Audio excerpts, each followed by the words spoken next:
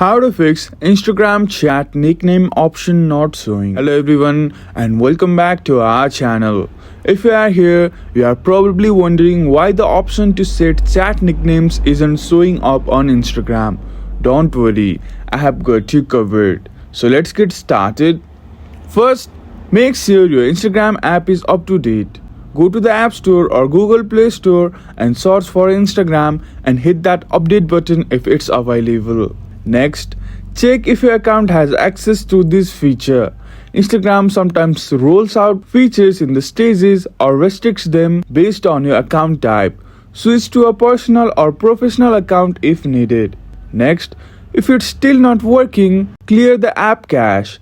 On Android, head to Settings, tap on Application, then go to Instagram and tap on Storage and clear cache. On iPhone, you'll just need to uninstall and reinstall the app. And if none of these steps work, you might need to contact Instagram support.